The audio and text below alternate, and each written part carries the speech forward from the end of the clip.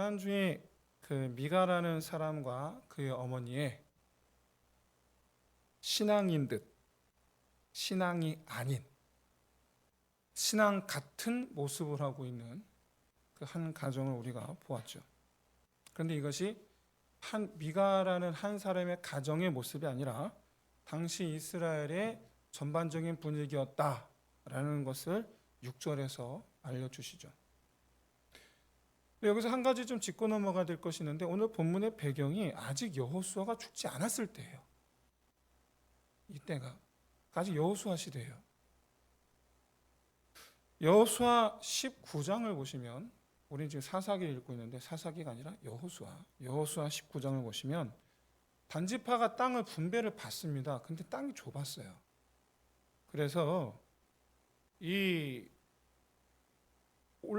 더 정복할 땅을 찾아서 이제 위로 올라가기 시작합니다. 그러고 나서 위에 있는 땅을 정복함으로 말미암아 이스라엘 정복 사역이, 그러니까 여호수아 시대 정복 사역이 마무리가 됩니다. 특히 19장 47절을 보시면 단지파가 이 북쪽의 레셈이라는 곳을 정복하고 그 이름을 단이라 고쳤다라고 말씀하고 있는데, 이 레셈이 오늘 우리 사사기 다음 주에 보게 될 18장으로 가면 레셈이 아니고 라이스라고 나오는데, 그 라이스를 단이라고 고쳤다라고 기록이 됩니다. 그러니까 레셈이나 라이스나 같은 거예요. 근데 어쨌든 47절에 이렇게 단이라 고쳤다 그래놓고 49절에 와서 비로소 여호수아에게 기업을 주었다 이렇게 말씀하고 있어요. 또 우리가 읽지는 않았는데 18장, 오늘 본문에 한 레위인이 미가의 집에 들어왔다 하고서 이제 18장에 보시면 이 단지파가 어떤 과정을 통해서 북쪽 레셈 또는 라이스를 정복하게 되는 그 과정이 나와 있어요. 18장에 보시면 지도를 한번 보시면, 자 밑에 단과 에브라임 붙어 있으면 그 아래가 또 유다예요. 유다. 그러니까 이 레위인이, 유다에 살던 레위인이 올라오다가 베냐민을 지나갔는지 단을 지나간지 모르겠지만 올라가서 에브라임에 도착을 한 겁니다. 여기서 에브라임에서 미가라는 사람을 만나서 이제 정착을 하게 됐는데, 문제는 단이 지금 이제 에브라임 밑에 있단 말이에요. 에브라임 이 왼쪽 남서쪽에 위치하고 있는데 땅이 좁으니까 위로 올라갑니다. 위로. 최북단에 이제 정복하게, 저기가 이제 아까 말씀드린 레셈 라이스예요. 맨 위가 레셈이라고도 하고 라이스라고도 하는 단. 그래서 이제 성경에서 말씀하는 단에서부터 브엘세바까지라고 말씀할 때 단이 제일 북쪽이고 최북단이고 브엘세바가 최남단이에요. 지도상에 나와 있지 않은 최남단이에요.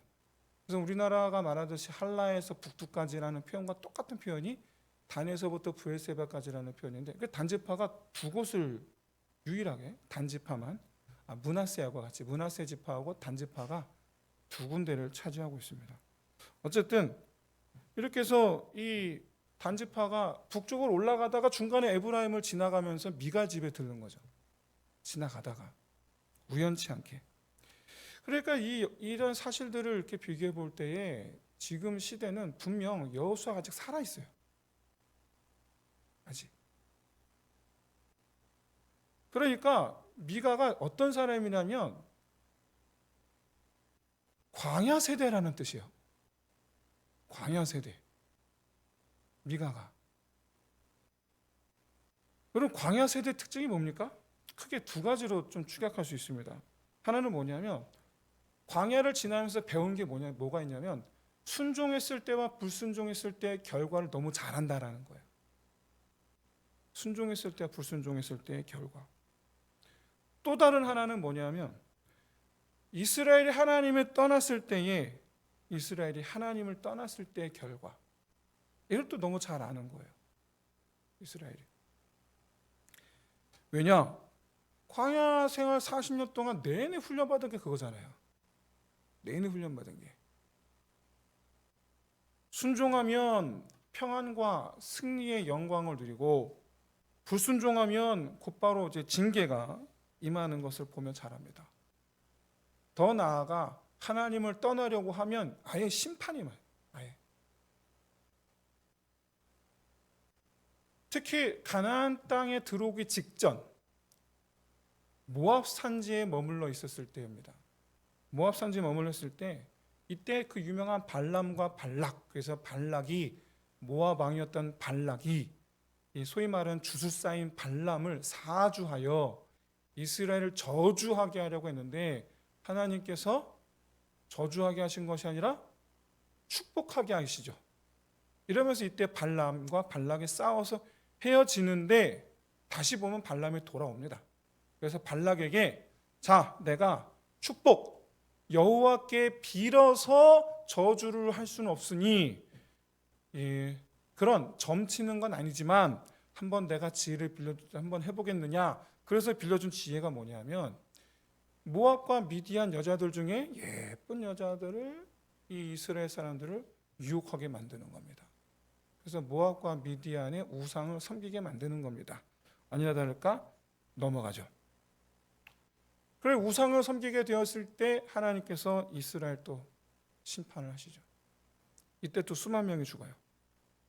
이게 가나안 땅 들어오기 직전에 있었던 사건이에요. 이게 그걸 누가 보고 자랐습니까? 미가가 그걸 보고 자란 거예요. 그러니까 지금 미가의 집이 보여주는 모습이 뭐냐면 겉은 분명히 여호와 여호와 여호와 하면서 여호와 백성인 것처럼 보이는데 안 하면 안 되는 거예요.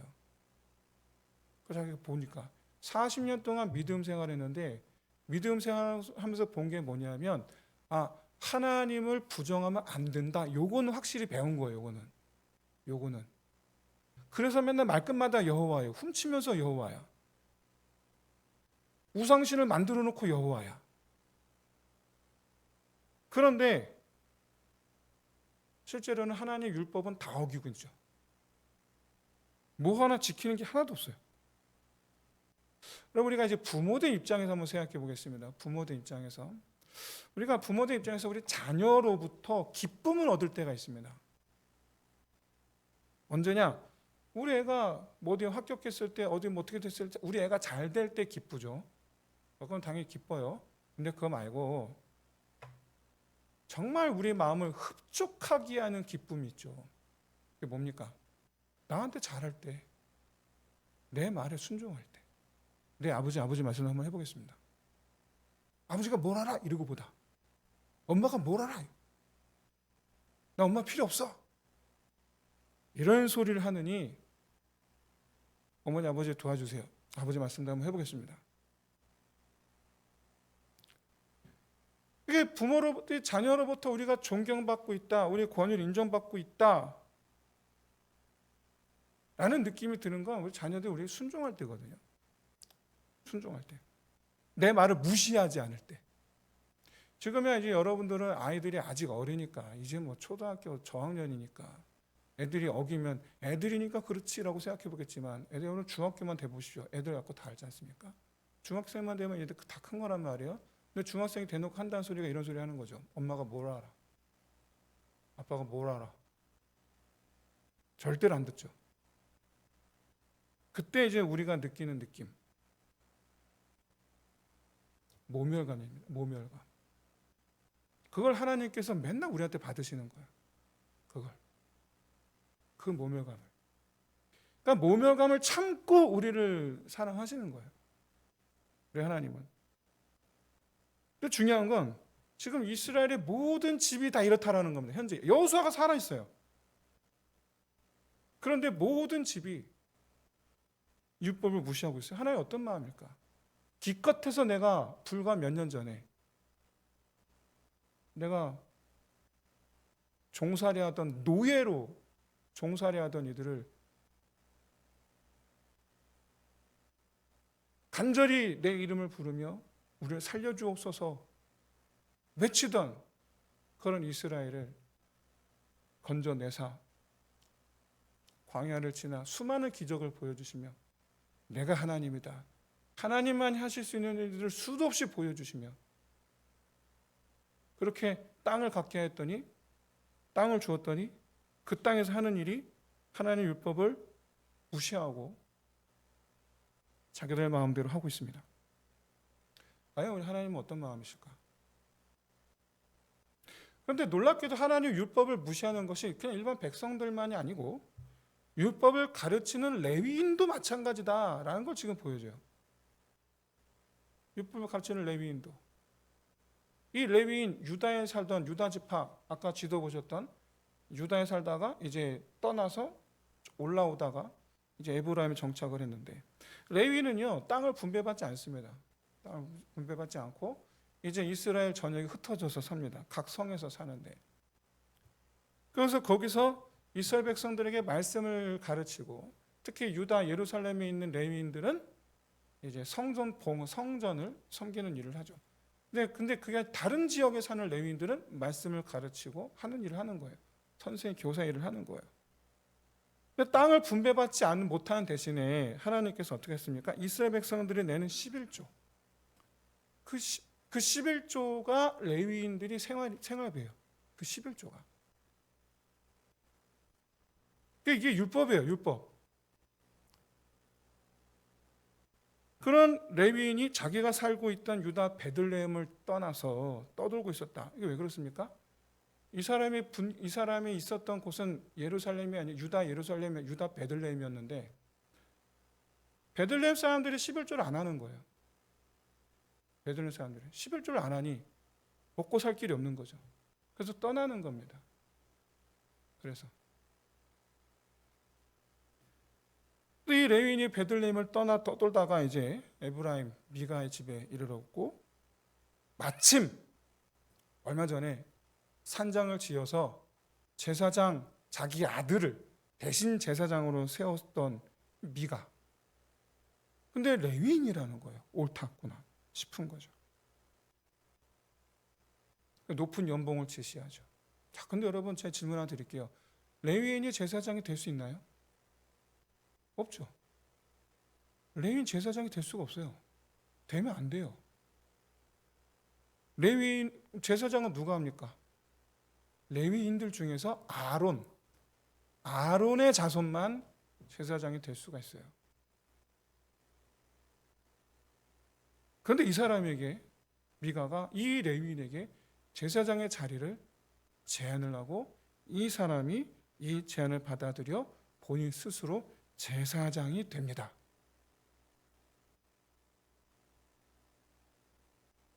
근데 여기는 사실 이유가 있어요. 여기에는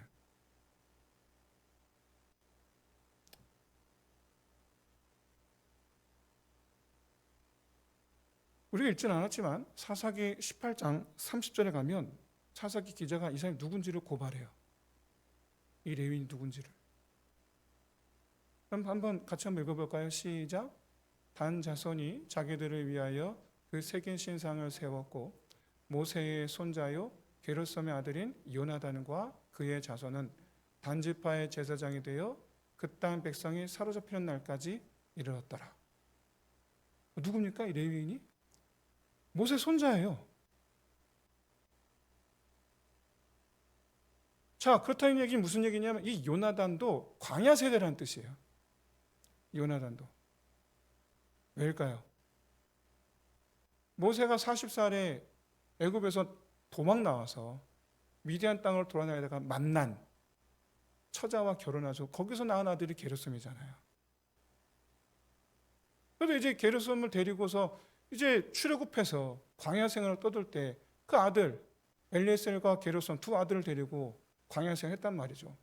자, 여러분, 사람들이 게르솜을 볼 때, 엘리에셀, 게르솜 두 사람을 볼 때, 게르솜을 볼 때에 이스라엘 백성들이 알까요, 모를까요? 제 아버지가 누구라고요?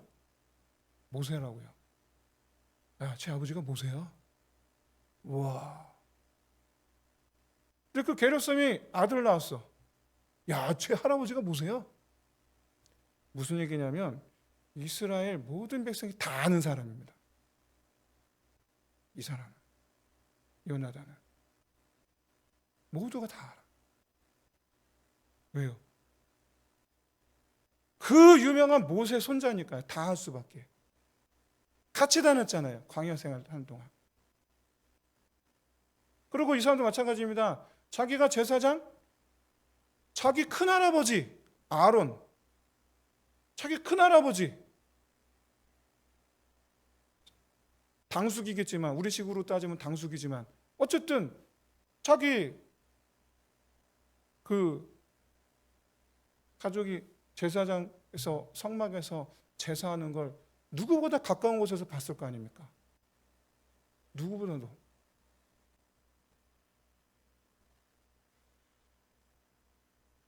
얼마든지 할 수 있겠죠. 자라서 보고 배운 게 그런 거니까. 근데 사실은 모세의 아들은, 모세의 후손은 제사장이 되면 안 되죠. 안 되는 거예요. 근데 그의 할아버지는 민족의 지도자인데 그의 손자는 한 개인의 제사장, 하지 말라는 개인의 제사장 노릇을 하고 있어요.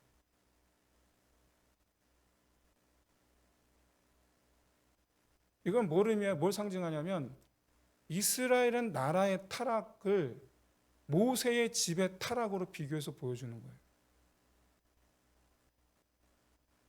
봐라, 모세.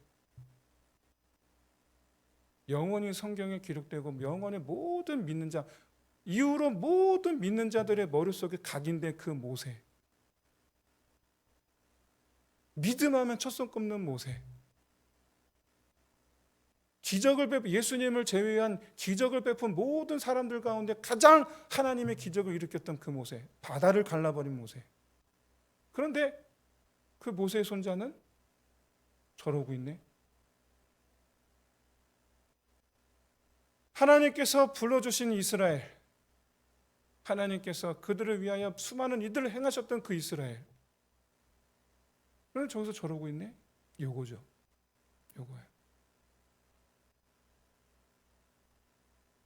그러면 모세의 후손이 뭐 요나단만 있는 건 아닙니다만은, 뭐 왜냐하면 이제 아들이 게르솜만 있는 것도 아니고 게르솜이 또 아들이 요나단만 있는 건 아니니까, 뭐 다른 후손도 있겠지만, 어쨌든 이게 이제 단지파가 사로잡힐 때까지, 그러니까 아수르에 의해서 멸망할 때까지 이 모세의 후손 요나단의 후손은 거기서 제사장 노릇을, 단에 실제로 이스라엘이 북이스라엘로 나눠지면서 단에다가 여호와를 위한 제단을 쌓습니다.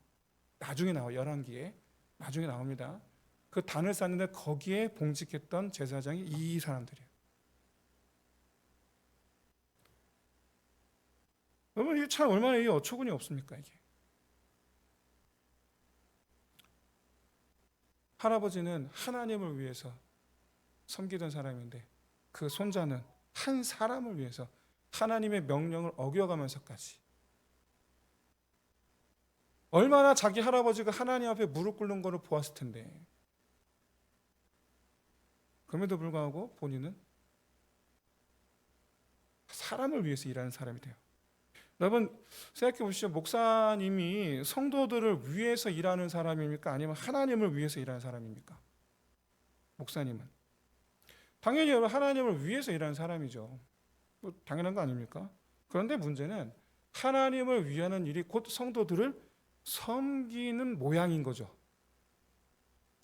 그리고 성도들로 말미암아 하나님께로 나아가도록 좌로나 우로나 치우치지 않고 벗어나지 못하게 막고, 그렇게 해서 하나님께로 가도록.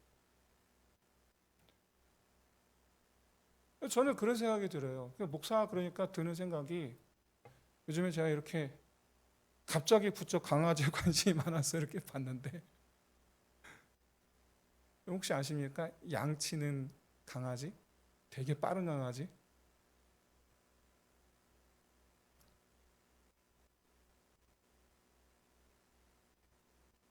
제가 지금 생각이 안 나서.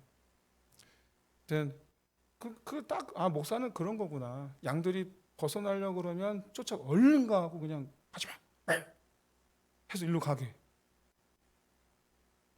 그리고 주인이, 저기 양 목자가 이쪽으로 와 그러면 갖고 미리 먼저 가갖고 해갖고 막 저쪽으로 막 목자 있는 데를 몰아주는, 그게 목사예요. 그래서 목사는요, 성도들에게 쓴소리를 아끼면 안 돼요. 제가 쓴소리를 하더라도 여러분 꼭 이렇게 생각하셔야 됩니다. 나한테만 하시는 말씀이 아닌 거예요. 믿으십니까? 모든 성도들에게 하는 거예요. 우리 모든 성도들을 향하여서 하나님 말씀하시니 우리가 가야 되는 것은 저기야. 왜? 저쪽으로 가. 왜? 목사가 그 소리 하는 겁니다. 그러니까 목사가 뭐라고 하면은 여러분은 알아서 그걸로 갈게 하시면 되는 거예요. 그러면 편안합니다. 할렐루야. 네, 우리가 그렇게 편안한 그런 믿음 생활했으면 진심으로 소원합니다. 네, 그렇게 편안하셔야 돼요. 근데 만약에 목사가 했는데 같이 양이 이러면 어떻게 될까요? 어떻게 될까요? 네, 힘든 거예요. 힘들어요. 바라기는 여러분 정말 여러분 성도들의 영혼을 위해서 목사는 뛰어다니는 게 마땅하다. 근데 그 자체가 이제 하나님 위한 거니까. 그다음 중요한 것은 목사님이 성도를 위해서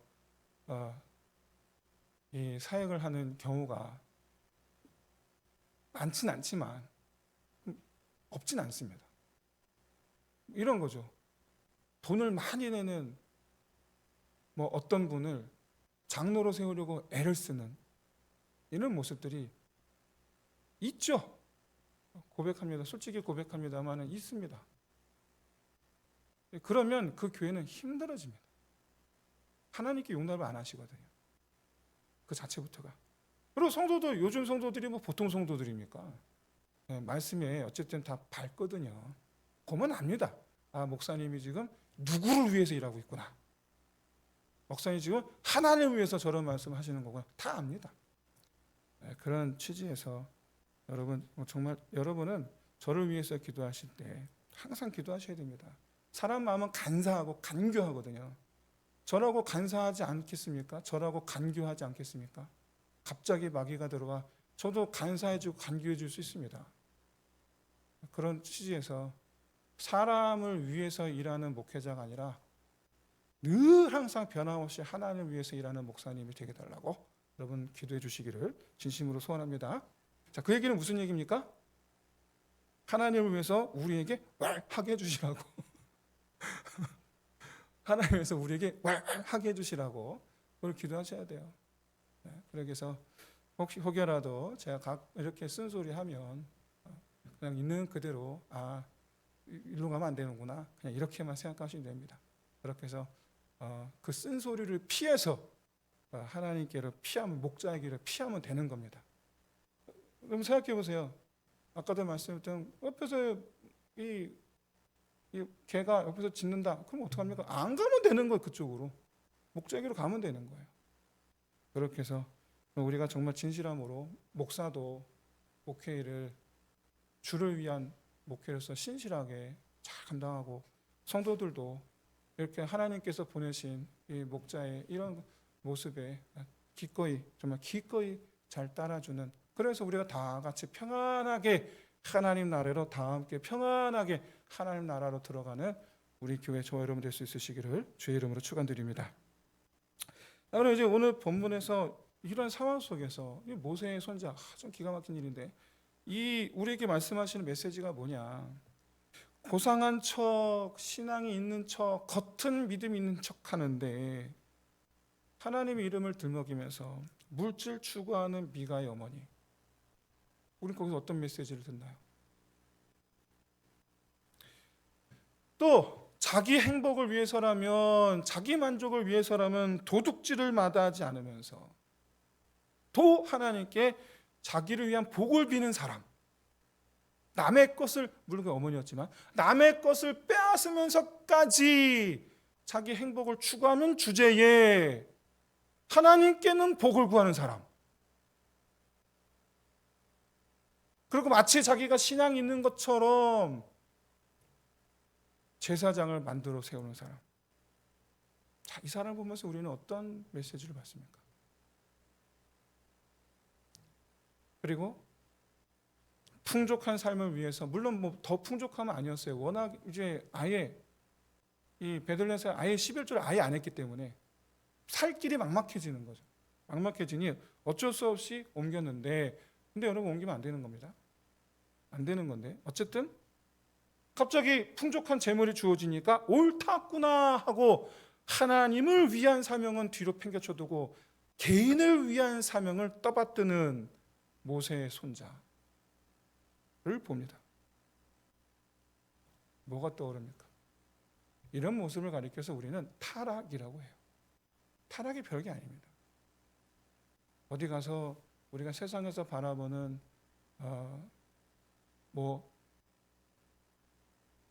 아주 망나니 같이 사는 사람들의 모습만 타락이 아니에요. 믿음을 변질시키는 것이 타락이에요. 이게 타락이에요. 타락이라는 표현은 하나님으로부터 떨어져 나가다 이렇게 되는 거거든요. 이 뜻이거든요. 떨어져 나가다. 이런 모습. 여러분 그렇다면 우리는 이들과 비교하여 우리는 얼마나 다른가? 완전히 다르시기를 진심으로 소원합니다. 터럭이라도 닮아 있지 않기를 주의 이름으로 축원드립니다. 닮으면 안 되는 거잖아요. 이 사람들 모습. 이런 타락은요, 어떤 특별한 계기가 있음으로 일어나는 일이 아닙니다. 그런 게 아니에요. 하나님이 아닌 것에서 행복을 추구하는 순간 득달같이 달려옵니다. 하나님이 아닌 것에서 행복을 추구하는 순간. 그 순간 우리는 비신앙적인 모습으로 순식간에 변합니다. 저라고 안 그러겠습니까? 똑같습니다. 마찬가지입니다. 얼마나 안타깝습니까? 누가 안타까웠다고요? 우리 자신이 안타까울까요? 아니면 하나님 안타까워하실까요? 사랑하는 성도 여러분, 당연히 하나님 안타까워하시지만 그런 내 모습을 깨닫고 안타까워 탄식하며 주님께로 돌아오는 것도 복인 줄로 믿습니다. 그런 내 모습을 안타까워하시기를 바랍니다. 우리 하나님 안타까워하시는 건 당연한데 우리도 우리 모습에 안타까움과 탄식함이 있어야 됩니다. 그래서 하나님께서 안타까워하시는 가운데에서 신앙생활하는 것이 아니라 하나님의 기뻐하심 가운데서 나도 탄식함으로 인하여 다시 하나님께 무릎 꿇음으로 말미암아 그것이 곧 하나님의 기뻐하심이 된다라는 걸 생각할 때에 하나님의 안타까운 가운데서 변치 않는 모습을 살아가는 것이 아니라 변하여 하나님의 기뻐하심 가운데 신앙생활로 돌아오는 저와 여러분 되시기를 진심으로 소원합니다. 그런 의미에서 우리는 진정성이 있어야 됩니다. 진정성. 나의 신앙생활에 어떠해야 되냐? 하나님을 향한 진정성이 있어야 된다는 거예요. 진정성 있는 신앙생활 그렇게 어렵지 않습니다. 정말 쉽습니다. 아주 단순합니다. 진정성 있는 신앙생활 한 가지밖에 없습니다. 부모님에 대한 내 마음의 진정성을 표현하는 길 한 가지밖에 없습니다. 부모님 말씀에 순종하는 겁니다. 하나밖에 없어요. 나 엄마 아빠 사랑해 이 말이 진정성을 갖기 위해선 평소에 엄마 아빠 말씀에 기꺼이 기뻐하며 네 하고 할 수 있는 사람. 그럼 그 말이 진정성 있는 거죠. 주여 내가 주를 믿나이다 라는 말에 진정성 있으려면 내가 주를 사랑하나이다 이 말에 진정성 있으려면 주님 우리 하신 말씀에 네 할 수 있어야 된다는 거예요. 입을 삐죽이면서 네가 아니고 내도 여러분 달라요. 내도 네 이게 아니고 네 해야 된다는 거예요. 이 차이를 여러분 우리는 알잖아요. 부모 되니까 부모가 돼 보니까 이제 알잖아요. 여러분 만약에 하나님 말씀에 온전히 순종하지 않으면 어떻게 될까요? 하나님께 심판받는 거 그냥 일단 좀 밀어두고 생각해 보세요. 하나님께 심판받는 게 급한 게 아니에요. 하나님 말씀에 순종하지 않는다라는 건 자기 생각이 좋을 대로 한다는 걸 뜻해요. 그런데 여러분 자기 속에 좋을 대로 행한다라는 것은요 뭘 위한 거냐면 자기 정욕을 만족해하기 위해서 산다라는 걸 뜻해요. 자, 근데 여기서 잊으면 안 되는 것이 있습니다. 뭐냐? 우리의 정욕이 만족이 되면 좋습니까? 괴롭습니까? 좋기도 하지만 안 좋기도 합니다. 무슨 뜻입니까? 정욕의 만족을 위한 삶의 과정이 죄가 빠질 수가 없어요. 죄가 빠질 수가 없어요. 더 나아가서 그 정욕의 노예가 됩니다. 매달려요. 돈 때문에 죄를 짓거나 돈에 매여요. 명예 때문에 죄를 짓거나 그 명예에 매여요. 저는 그렇게 명예에 매인 자들의 그 모습을 요즘 많이 보지 않습니까? 정치인들 하는 모양 보면 뭐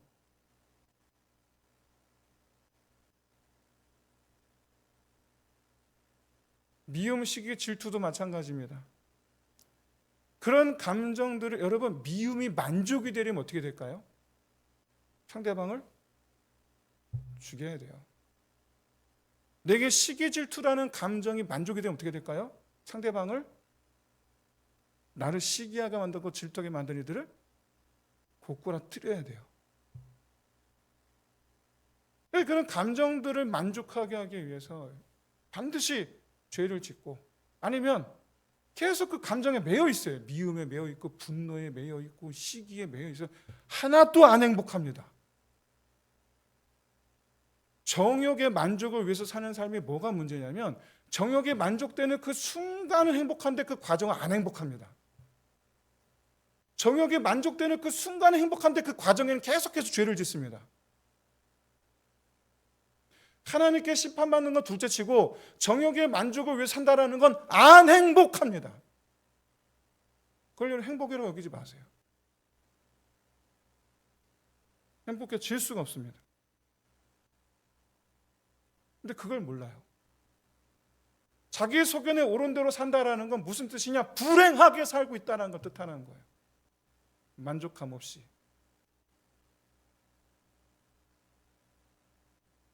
매여서 산다는 걸 뜻해요. 그러다가 심판받는 거예요. 더 불행하지 않습니까? 행복을 위해서 행복을 추구하며 살았는데 정작 그 과정은 하나도 안 행복했고 결과마저 하나님의 심판입니다. 이게 얼마나 불행합니까? 오늘 본문에서 모세의 손자 요나단은 돈을 주겠다. 돈이 필요했거든요. 돈을 주겠다. 그 말에 그 제사장이 됐는데 문제는 그 뒤부터 미가의 말은 거부할 수가 없어요. 거절하면 안 돼요. 그 돈 때문에 미가와 척을 질 수가 없어요.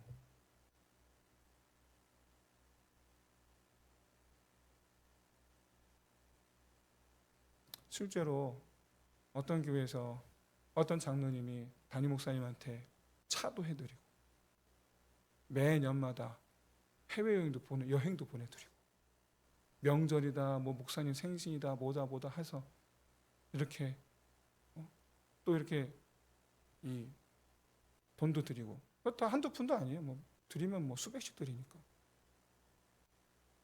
목사님이 그 장로에서 뭐를 못해. 아무것도 못해. 싫은 말도 못해. 당에서 그 장로님 하자 그러면 그럽시다. 그게 뭡니까? 그게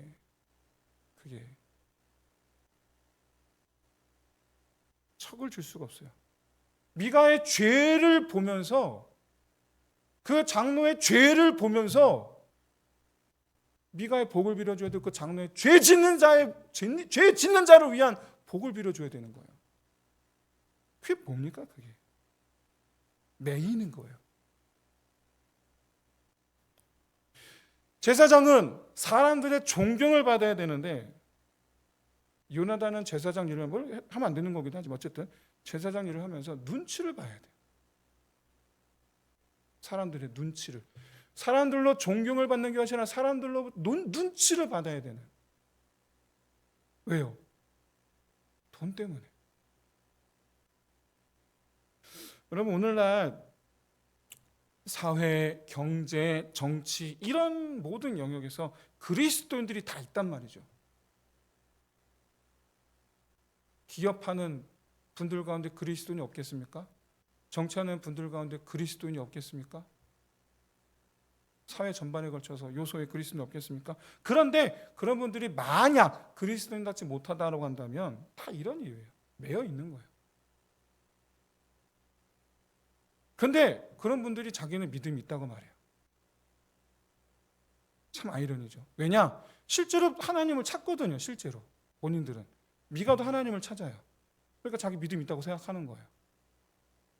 하나님을 찾는 사람이 두 부류가 있습니다. 어떤 이유냐? 자기를 위해서 하나님을 찾는 사람. 그 다음에 또 다른 하나는 하나님을 위해서 하나님을 찾는 사람. 두 부류가 있어요. 여러분, 아기들이 부모를 찾는 이유는요, 100이면 100 자기를 위해서 찾습니다.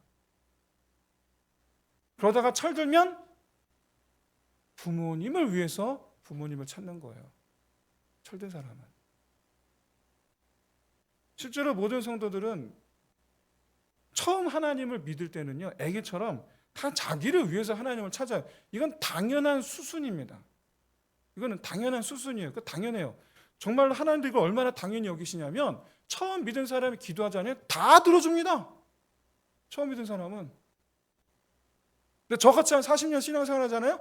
안 들어줍니다. 왜요?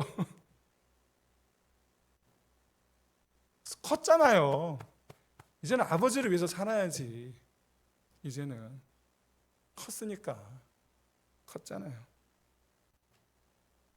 여러분, 초신자들 하나님 얼마나 예뻐하시는지 몰라요. 그래서 저도 초신자 그러면 기도해봐. 그거 들어주실 거야. 근데 좀 한 3, 40년 기도하신 분에는 기도해봐 이런 말 잘합니다. 알거든요. 제가 너무 잘 알아요. 하나님 너무 잘 알아요. 사랑하는 성도 여러분,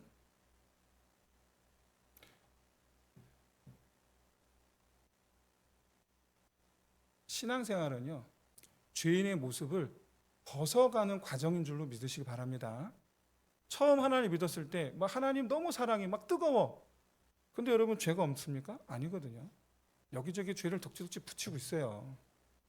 자기가 싼 똥 엉덩이 붙이고 있단 말이에요.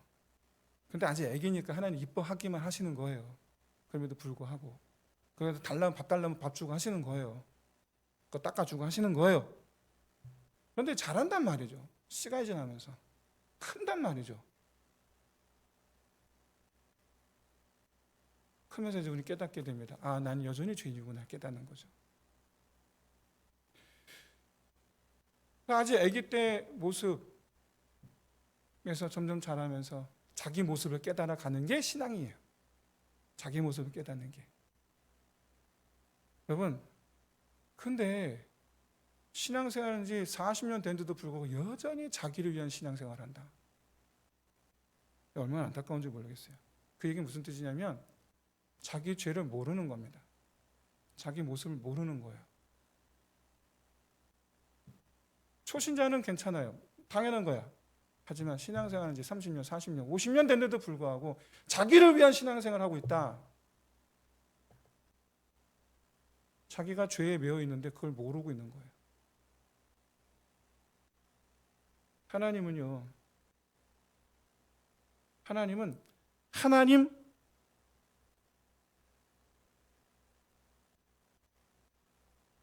하나님을 위해서, 하나님 자기 자신을 자기를 위해서 우리한테 하나님을 위해 신앙생활해 라고 하시는 게 아니에요. 우리가 우리 자신을 위해서 신앙생활 한다라는 건 하나님의 말씀에 순종하는 것에 대해서 별로 신경 쓰지 않고 있는 상태에 있다라는 걸 의미합니다. 자기를 위한 신앙생활하는 사람은 말씀에 순종하는 걸 별로 그렇게 신경 안 써요. 별로. 그러면서 자기는 신앙이 있다고 생각해요. 이게 참 아이러니죠. 그런데 반대로 하나님을 위해서 신앙생활 한다라는 것은요, 하나님 말씀에 순종하는 것을 중요시 여기고 있는 상태에 있다라는 걸 말합니다. 여러분, 효도가 별겁니까? 부모님 말씀에 순종하는 게 제일 큰 효도인 줄로 믿습니다. 신앙이 별거입니까? 하나님 말씀에 순종하는 게 그게 제일 큰 신앙인 줄로 믿습니다. 바울도 신앙을 어린아이 같은 믿음과 장성한 분량의 믿음으로 구분해서 언급하는데, 하나님께서 보시기에 좋은 믿음은 뭡니까? 말이 뭐합니까? 자기 의지로 하나님께 순종하기를 힘쓰는 사람. 근데 여러분, 여기에 비밀이 있어요. 그게 행복한 거예요. 그게 행복한 삶이에요. 왜냐고요? 매인기에 없는 삶이 얼마나 행복한지 매여 본 사람은 압니다. 매이는 게 없는 게 얼마나 행복한지. 죄로 말미암아 거슬림이 없는 삶이 얼마나 행복한지 죄가 덕지덕지 묻어있는 상태를 깨닫는 사람은 압니다. 아버지와 함께 있는 것이 얼마나 행복한 것인지 아버지를 떠나 있어 본 사람은 압니다. 예수님께서 비유하신 두 아들 비유에서 떠나간 아들과 남아있던 아들 가운데 남아있던 아들은 이걸 몰랐어요. 아버지와 함께 있는 것 자체가 얼마나 행복한지를. 둘째 아들은 떠나보니까 알겠는 거예요. 그래서 하나님 말씀하시는 거예요. 하나님 자기 자신을 위해서 우리한테 야 나를 위해 신앙생활해 말씀하시는 게 아니라 우리를 위해서 야 나를 위해 신앙생활해 라고 말씀하시는 거라는 거예요. 여러분, 신앙인 중에는요, 하나님이 기뻐하실지 아닐지 신경 쓰지 않고 자기 기쁨을 위해서 하나님을 찾는 사람도 여전히 있고요. 하나님의 기쁨을 위해서 순종을 하는데 그것을 되게 고되게 여기고 괴롭게 여기는 사람도 있어요. 근데 마지막 세 번째로 하나님의 기쁨을 위해서 순종하는데 그 순종함의 열매로 인하여서 자기도 기쁨을 누리는 사람이 있습니다. 순종함의 열매가 뭡니까? 죄의 지배를 받지 않았기 때문에 얽매임이 없어서. 그래서 얻게 되는 그름에 얻게 되는 당당함, 이게 순종의 열매거든요. 또 거룩함으로 인해서 죄를 안 지니 거룩함으로 인해서 죄로 말미암은 그 수치심, 부끄러움, 죄책감 이런 것이 없는 순전함, 그리고 평안함, 이게 이제 이 순종의 열매예요. 우리가 순종하면 얻을 수 있는 열매. 하나님 앞에 걸림이 없으니 내 영혼의 안식과 기쁨이 있어요. 이게 순종함의 열매예요. 사랑과 선함으로 하나님 말씀하신 대로 내가 사랑을 베풀고 선한 행함으로 말미암아 얻은 주위로부터 얻는 인망, 이건 순종의 열매예요. 그러면 얻는 존귀, 이게 순종함의 열매예요. 하나님께서 그런 사람에게 섭리로 함께 하실 줄 믿습니다. 그러면 얻게 되는 능력, 형통함, 이게 순종함의 열매예요. 이 순종함의 열매는 셀 수 없이 많습니다. 이 셀 수 없이 많은 순종함의 열매를 다 누리는 저와 여러분 되시기를 진심으로 소원합니다. 기쁨이 있는 신앙생활을 하셔야 돼요. 이제 말씀 마치겠습니다. 여러분, 믿음에는요 분명 두 가지가 있어요. 자기를 위한 믿음과 하나님을 위한 믿음. 진짜 행복의 믿음, 하나님을 위한 믿음이라는 걸 여러분 깨달으시길 바라고 그 행복을, 그 순종의 열매를 풍성하게 누리시기를 주의 이름으로 축원드립니다. 기도하겠습니다.